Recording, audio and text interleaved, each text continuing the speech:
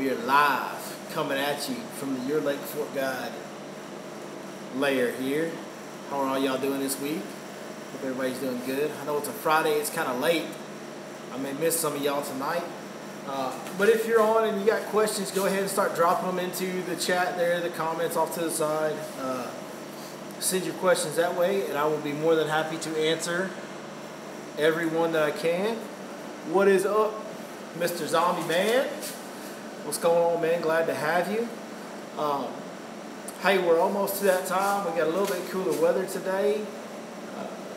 Fish aren't quite there yet. I think, somehow these little creatures that have these little pea-sized brains, man, they know sometimes more than we do. It's going to get hot again next week, and it's almost kind of like they know. They didn't really move on this front. The water temperature didn't change that much on this front, so we're still kind of in that limbo phase a little bit. There's plenty of fish to be caught. It's just hard to come by big ones right now. That's what's going on. And it seems to be that way for pretty much everybody that I've talked to, the same way. Reports that I've seen from other guys and guys that I've talked to in person, it's all the same. We're catching, we're hunting and pecking and going long periods of time without much, and then we'll find a group and we'll catch a bunch of fish all in a hurry. But the big ones are hard to find, that's for sure. So go ahead and kick off the baits part of it, the top 5 baits. So the wacky worm and the 1/4 ounce lipless bait, still rocking it, man. We're still going strong on that. Still the two most consistent day-to-day productive baits that I have. But we've added a few more now that are producing some bites.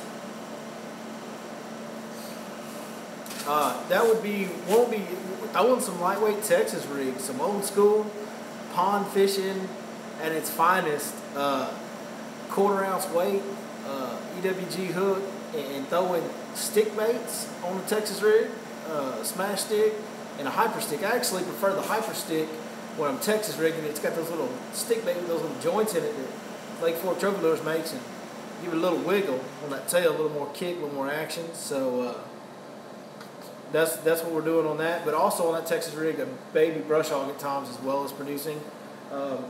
Today it was real cloudy. Hey, a couple fish bit a frog today. So still a little bit of frog bite there when you get the right low light conditions around the edges of the grass. And what was the 5th? Oh, the little Kitech bait, the little swim baits, the little 3.8 and 4.8 Kitech baits are getting bit again as well. So some of that fall progression is starting to happen. They're starting to get a little more active, but not a lot. It's not quite there yet. A couple of you guys are asking about the 1/4 ounce lipless. 1/4 ounce lipless. Gold chrome has been my color of choice. Part of that is it was the first shad pattern one that I picked up and put on there, and they ain't quit biting me yet, so I ain't changing it. In fact, I've got that one that's just about completely has no paint left on it. It's basically a white 1/4 ounce lipless at this point. All right, let's scroll back up and start answering some questions. Appreciate all you guys commenting on here. It means a lot. Let's see. Hello, what is the water temp down there? The water temp is hovering just above 80. After this front, we had a front that came through yesterday, cooled down a little bit. It's cool. The highs was in around 80 degrees today. It was the temperature high, and water temp's right around 81, 82. So that's what we're seeing there. Let's see. Go back up here. Paris, Texas in the house. What up, B-Law?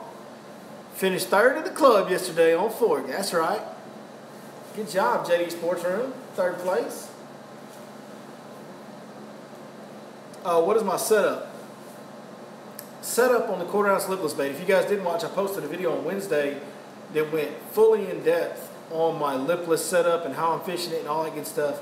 But my setup for a lipless bait, and man, I throw a lipless bait a bunch. I grew up fishing Rayburn as a kid with my dad some.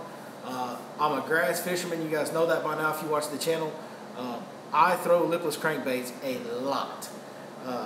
So I'm pretty in tune with what I want the setup to be. And I've got it down to what I think is a science. I like a 7'2" or 7'3" medium heavy rod. I like 30-pound braid and a 6.3 to 1 gear ratio reel.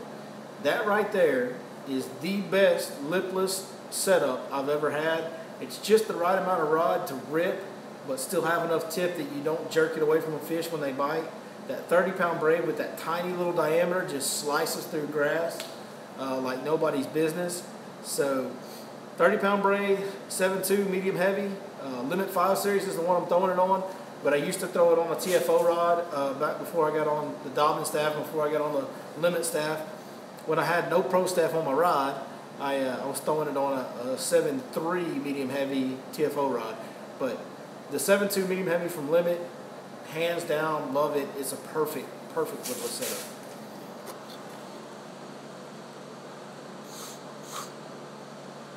Let's see. Morning bite for you. Going in the morning here in South Carolina. Haven't been due to boat in the shop. Honestly, guys, I'm catching them better kind of in the middle of the day. In the afternoon is when we're catching them the best. They seem to be getting active right after that lunchtime period. Early afternoons, kind of when we've been catching them best. There's a little bit of a morning bite if you get in the right area that sets up right for it. But most of my bites are coming right in the middle of the day. It's kind of weird. There, once we get that sun, brighter it gets, they start kind of schooling up. Those balls of shad start grouping up tighter and tighter as that sun gets up. They start grouping up near the surface, and you'll actually see these fish over these grass flats schooling. They don't stay up where you can catch them while they're schooling, but they'll show themselves to you. They'll come up and chase that bait for a second, bust on them a few times, and then they'll show you the areas they're hanging in. So that's kind of what we're doing. What up, Big Dog? What up, Nick? The bite over the weekend. So bite over the weekend is what I'm talking about today. I mean, weekends tomorrow. I'm talking about the bite today.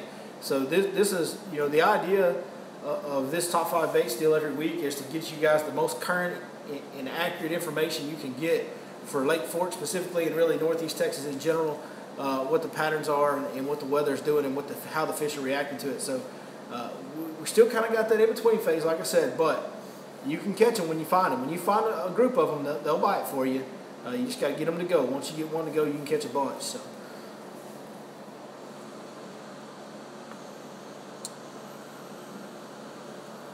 Yeah, Nick is asking about the 30-pound braid, straight, no leader for the quarter-ounce trap. Absolutely. 30-pound braid, straight to the trap. No leader. I want all braid because that grass is going to get on that line right above that bait. When that bait contacts that grass, it's going to be on that line right there at that bait, and I want that braid right there on that eye. So when I jerk, it'll cut that grass right in two.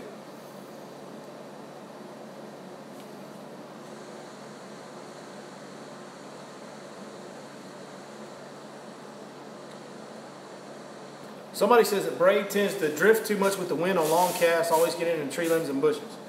Well, where I'm fishing there is no tree limbs and bushes. It's a big grass flat area is what I'm targeting. I'm looking for areas where that grass really spreads out and goes across a broad area. That's where the big schools of fish tend to be holding right now, and so that's what I'm doing. And the wind drift is not an issue in that situation because once I go to pull it on that trap, there ain't no wind drift. 704 Dobbins Champion says heavy, but you would agree that it acts like a TFO medium heavy or no? Yeah. So on the Dobbins, they have, at the 4 power. So on the Dobbins, the last number is the power of the rod. So 704, 705, 706, 736, whatever the number may be, that last number is your power. 3 is a medium heavy. I used to, on a 703, I would throw a wacky worm, so it's almost a medium. 704, it says heavy on the rod, but hey, I would call that a medium heavy, absolutely. I did a lot of the same stuff on, in fact, 734, I think, was my trap and chatterbait rod when I was on Dobbins. It was 733 or 734, but either one would work. Yeah, 734. Once you get into the 5 and 6, then you're dealing with, you got a lot of power.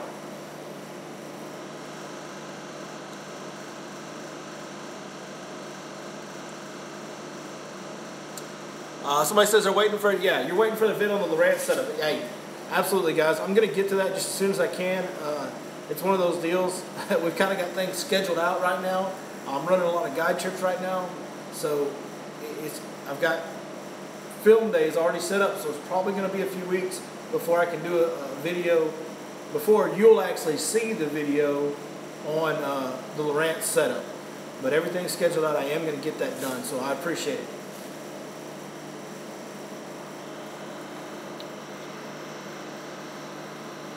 J Laugh, I just went over the baits, buddy. I'll do you a quick. J Laugh's asking what he missed. They notified him late, so I'm gonna do you a real quick recap on the baits, J Laugh. So I hope you're hearing this.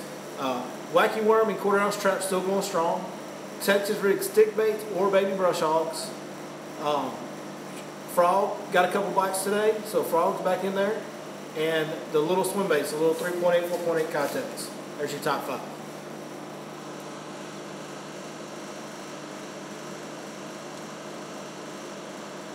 Do I take the split ring? No, I don't take the split ring off. I just tie the braid directly to the split ring.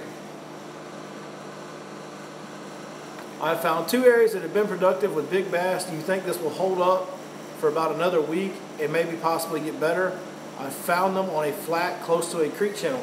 That sounds phenomenal. That's exactly what you want.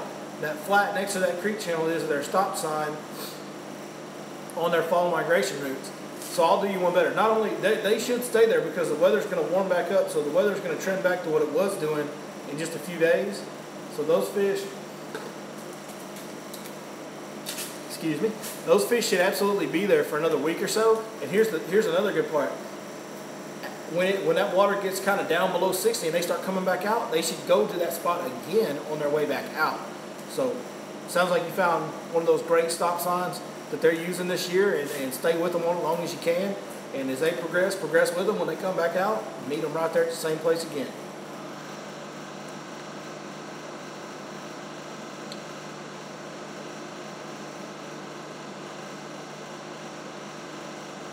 Somebody says they love their Dobyns. Hey, I got nothing bad to say about Dobyns. I love my Dobyns too. What action Dobyns would you suggest for a 6 cents L7 or similar sized cranks?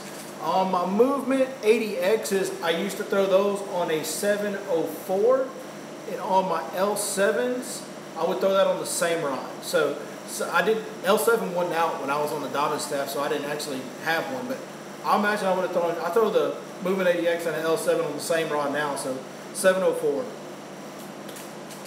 That was the Dobyns I liked for my slightly bigger crankbaits.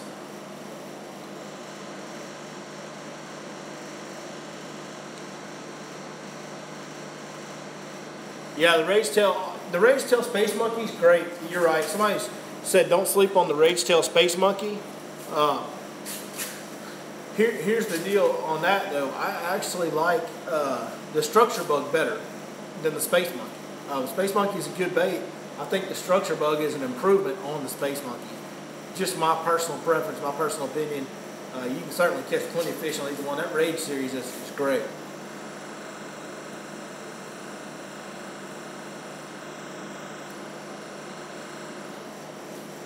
Jay Laugh says the 705 glass. You know what? When I was on the Dobyns staff, I never did throw the glass rod. But Jason Laugh is probably right. The 705 glass rod would probably be a great rod for shallow cranking. I bet that would be an awesome rod for that. What's my opinion on ducking? I don't want to bash anybody, so I'm not going to give you my opinion on ducking. Know what I mean?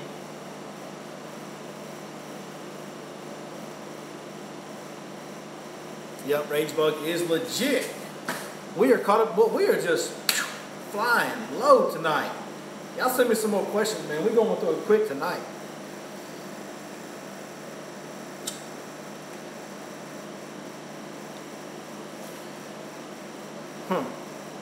Word.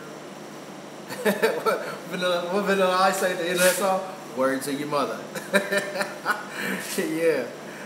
Man, hey, I tell you what, Lake Fork, guys, I'm telling you guys, over the next couple months, you guys are fixing to see an explosion of big fish come out of there. If you follow, a bunch of the guides on Facebook, if you just kind of keep up with what's going on around Lake Fork, you talk to people, just follow social media stuff. Between now and Thanksgiving, you're about to see some big fish get caught, guys. I'm telling you, it is in such good shape. The fish are so fat and healthy already, even at the end of summer, early fall.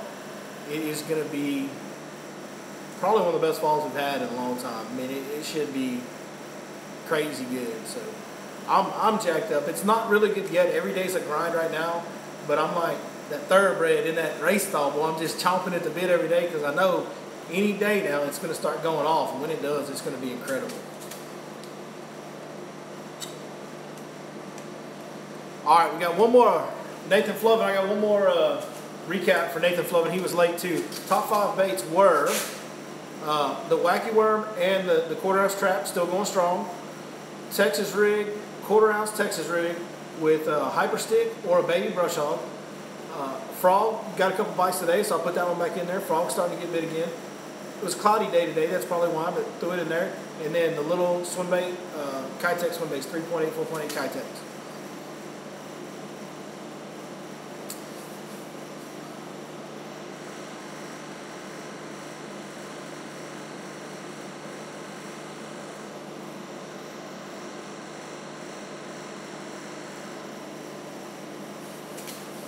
All right, aside from Lake Fork Marina, where else would you recommend to stay overnight?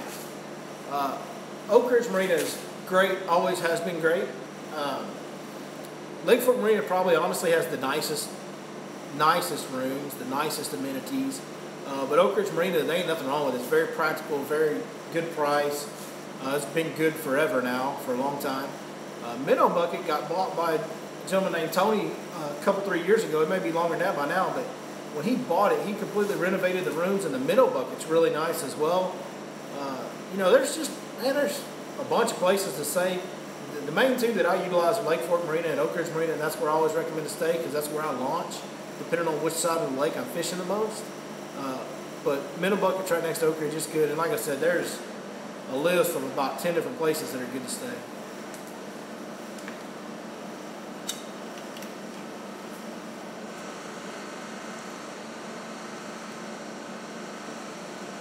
Somebody asked, have I tried the square bill? I have not really tried the square bill because the lipless has been getting bit so much every day. As soon as they slow down on that lipless bait, I will go out a little deeper and get on that wood and go to throwing that square bill more. I prefer a lipless. When I'm fishing the big, expansive grass flat, I can cover water faster. It comes through the grass more efficiently. Those are the reasons that I'm going to lipless over square bill. But I'm definitely going to have a square bill ready to go as soon as it's that time for me to, you know, kind of, when they fade off that lipless bite, any at all, I'm gonna have it. I've got one tied on every day, and I'm gonna start throwing it as soon as they fade on the lipless.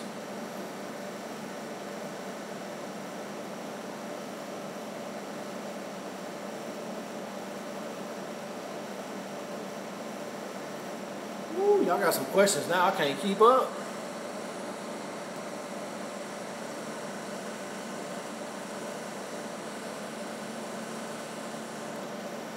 In a fall cold front, would you fish the sunny areas or the shade or stick to flipping brush? Well, in the fall, right now, until that water gets down into the 60s, a cold front, guys, is not necessarily a bad thing because the temperature drop that you get overrides any of that high pressure stuff, right? Like the post-frontal high pressure, it doesn't affect them nearly as bad. When the water is 80 and it drops to 72, that's going to make them feel good more than the high pressure makes them feel bad. So I would fish more active areas. I would expect them to chase more, to get out, to be more active right now. Now, once the water cools off, it'll be just the opposite. When you get post-frontal situations, you're going to want to get tight to the wood and stay in the sunny part of the water for the warming factor and all that good stuff.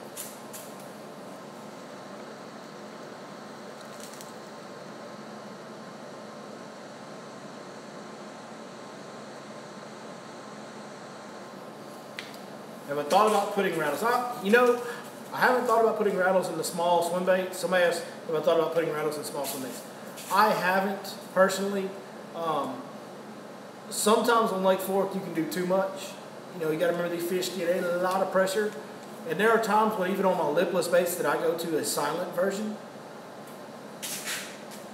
because the fish get very, very noise sensitive, boat shy, just very sensitive to any type of presence at all. So I have never went that way with my swim bait on fork, which is where I spend most of my time. So nope, I've never done the rattles on swim baits, and I don't think I would, honestly, just because of that factor. Now, if I was trying to get, you know, if I had swim bait bite going and the water got dirtier and I was trying to find a bite in a little bit dirtier water on a swim bait, then that's probably when I would look to be putting rattles on it.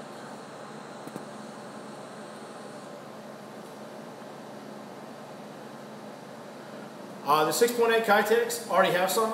I threw the 5.8s. They had a 5.8, which is a pretty big bait itself. I threw that back in May and did catch some fish on it. It was pretty good. So yeah, the 6.8, I've got some ready to go. I'm not going 7.8. I like a 7-inch swim bait for my big swim baits. That's about as big as I go. I've seen 11 pounders get caught on 7-inch swim baits, so I personally don't feel the need to go any bigger.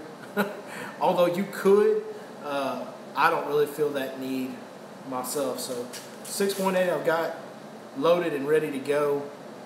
But when we get to that size, I got to be honest with you guys, I got so many options down here in Texas with, working with Smash Tech. He's got so many different swim baits in that size category that it's a flip of a coin which one you're going to use on any given day.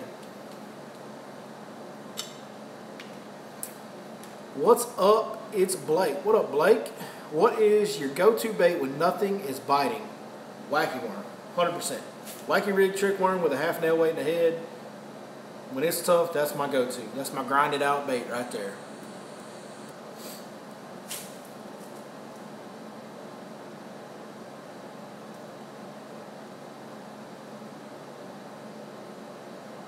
What type of line do I use for big glide baits? And what pound? On big glide baits, I'm different. I'm different. On my big glide baits, I actually like to fish 20-pound Berkley big game monofilament. I want stretch. It's a treble hook lure, so I don't have to have braid or something with no stretch to get the hook in them because it's a treble hook bait. But B, this is the important part. That monofilament and the shock absorption that stretch creates, it allows me to throw that bait all day on one knot and not wear it out. Whereas if you were throwing it on fluorocarbon, well, that fluorocarbon will start to cut into itself, because when you fling that big heavy 2.5 ounce bait, it puts a lot of pressure on that knot.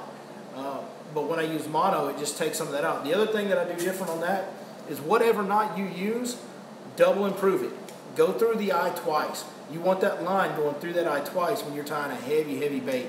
That's something that I've always done. Hey, I've never had a problem throwing one off. I've never had a problem breaking off on them. Something that I've always done, and it's paid off for me over the years on my big baits, is a double improved knot. Go through the line twice with your main line, and I always throw mono on the really heavy stuff, the glide baits.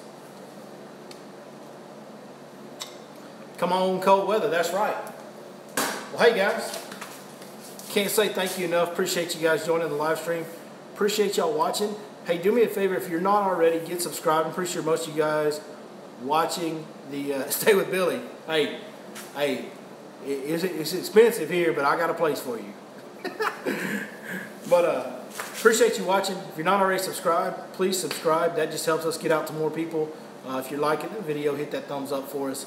And man, just thank y'all. Can't say thank you enough. This is humbling to be followed by as many people as I am. At the same time, I want to grow it as big as I can, because that allows us to reach people and address something that I think needs being addressed, and that is some of the flaws with the culture of bass fishing. That's what this channel is based on. That's the reason I created this channel, was for sharing information, helping each other out. We've got so much in that bass fishing culture of, this is my spot, this is my secret bait, blah, blah, blah. You know what? Hey, come on. Really? It's fishing. It's just fishing, all right? I love it. I make my living doing it, and I depend on catching fish. But there's more to fishing than catching fish, guys. There always has been, and there always will be. So we want to grow this community as big, because it allows us to create a platform. And I say us, I mean all of you. You guys are part of this deal too. And I want to take you along with me, and it creates a platform where we can start kind of maybe, hopefully, affecting the culture of bass fishing and being a little bit more open, a little bit more loving to our fellow man, and sharing in the fellowship and the bond that we get to create out in God's creation, which I know if you're watching this channel, you love it just like I do. It's special place to be on that water. So really appreciate you guys, and can't say thanks enough. And other than that, we will see you guys next time right here on your Lake Fork Guide.